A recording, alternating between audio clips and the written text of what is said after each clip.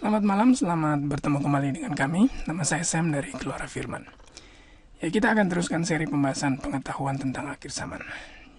Jadi judul pada saat ini adalah dosa Sodom. Di depan saudara bisa lihat ini adalah lokasi ekskavasi daripada kota Sodom dan Gomora dan kota-kota di sekitarnya.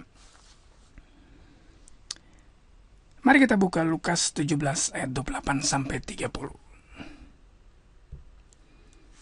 Lukas 17, 28-30, demikian juga seperti yang terjadi di zaman Lot, mereka makan dan minum, mereka membeli dan menjual, mereka menanam dan membangun. Tetapi pada hari Lot pergi keluar dari Sodom, turunlah hujan api dan hujan belerang dari langit, dan membinasakan mereka semua. Demikian halnya kelak pada hari di mana anak manusia menyatakan dirinya. Jadi siapa ini yang mengatakan ini? Adalah Yesus Kristus sendiri. Yesus membandingkan situasi dunia menjelang kedatangannya sama dengan hari-hari pada zaman Lot hidup di kota Sodom. Jadi sangat penting untuk kita mengetahui apa yang terjadi di Sodom, apa yang dihadapi oleh Lot, supaya kita boleh mengambil hikmahnya. Nah, apa yang terjadi di zaman Lot sebetulnya diterangkan secara lebih rinci pada buku Yehuda ayat yang ke-7. Kita tahu Yehuda itu ada sebelum Wahyu. Dia tidak memiliki pasal yang banyak, hanya satu. Coba kita baca ayatnya yang ke-7, sama seperti Sodom dan Gomora dan kota-kota sekitarnya, yang dengan cara yang sama melakukan percabulan dan mengejar kepuasan-kepuasan yang tak wajar, telah menanggung siksaan api kekal sebagai peringatan kepada semua orang. Jadi Sodom dan Gomora dan kota-kota di sekitarnya adalah tempat tinggalnya Lot. Ya, dosa yang mereka lakukan adalah apa? Kalau saudara baca di buku Yehuda tadi yang baru saja kita baca adalah percabulan dan kepuasan tak wajar. Dalam bahasa Inggrisnya sexual immorality dan strange flesh. Ya, percabulan tentunya kita tahu adalah dosa seksual. Dan kepuasan tak wajar ini atau strange flesh ini mengacu kepada hubungan sesama jenis. Nah, akibatnya apa? Mereka terbakar ya. Saudara bisa baca di Kejadian 19 ayat 24 dan 25 ya.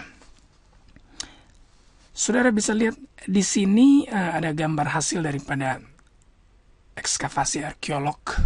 Di sini saya munculkan ya. Di sini mereka ini daerah sekitar Sodom dan Gomora, dan di sini dia salah satu lokasi penggalian. Ini merupakan abu yang mereka temukan yang diperkirakan merupakan hasil pembakaran daripada kota-kota tersebut. Ini yang berwarna hitam ini ya.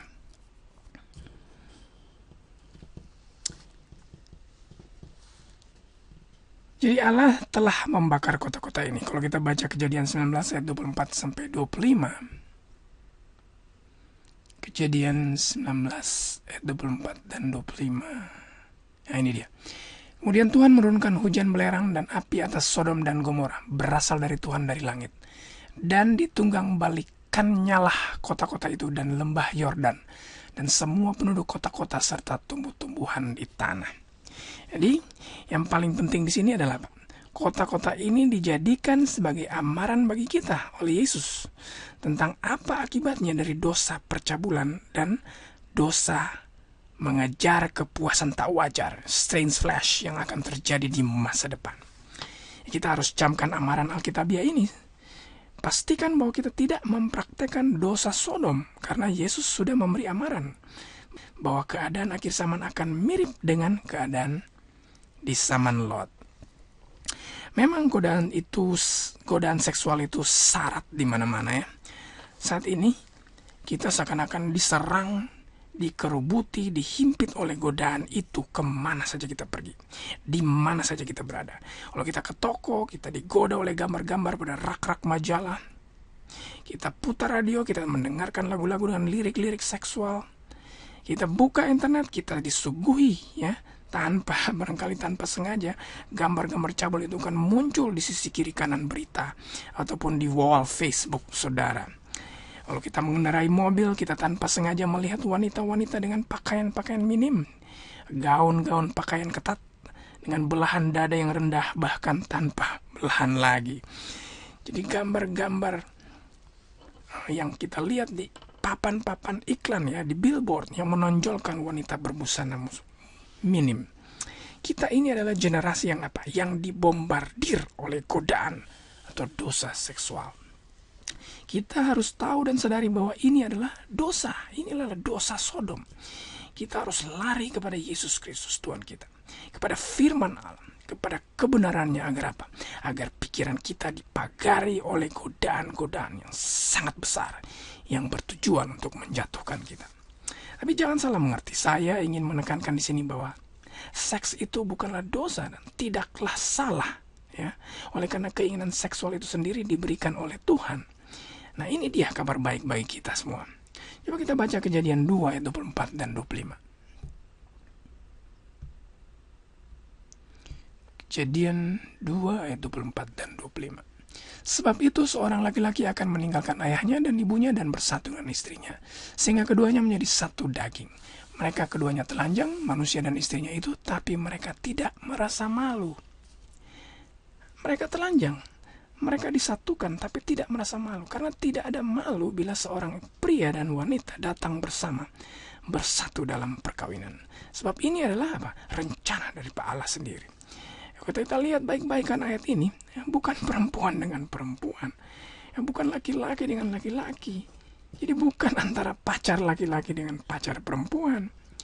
Menurut ayat ini adalah apa? Persatuan hanya boleh terjadi antara suami dan istri. Saudara baca baik-baik.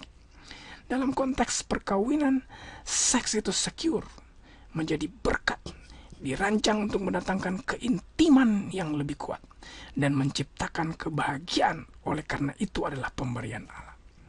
Kejadian 2 24-25, persatuan tersebut hanya disediakan melalui perkawinan. Kalau kita baca Ibrani 13 ayatnya yang keempat. Hendaklah kamu semua penuh hormat terhadap perkawinan, dan janganlah kamu mencemarkan tempat tidur, sebab orang-orang sundal dan pesina akan dihakimi Allah. Persundalan adalah seorang yang bersama orang lain di luar perkawinan. Persinahan adalah orang yang sudah menikah tapi tidak setia kepada istri dan suami mereka, melainkan pergi dengan orang lain. Kedua hal ini akan dihakimi oleh Allah. Kita tahu budaya saat ini, kalau sama-sama senang, teruskan saja, jangan khawatir resikonya. Nikmati saja. Namun Alkitab ya mengatakan bahwa persundalan dan persinahan. Dan Yesus secara khusus mengatakan bahwa hal ini adalah dosa Sodom dan mengamarkan bahwa akan terjadi secara global sebelum dia datang pada kali yang kedua. Saudara, kita ini berada pada hari-hari terakhir tersebut. Harus ada yang mengulangi kembali amaran Yesus. Harus ada yang mengingatkan agar kita kembali kepada prinsip-prinsip Alkitab. Saya tahu hampir tidak mungkin ada orang yang tidak jatuh dalam dosa seksual ini.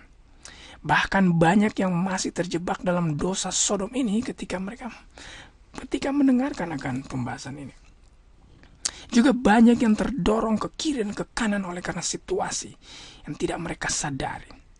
Terlepas dari apapun keadaan saudara, seberapapun dalamnya saudara tenggelam ke dalam lumpur dosa Sodom ini, ada janji yang ingin saya berikan kepada saudara dan saya untuk kita renungkan bersama.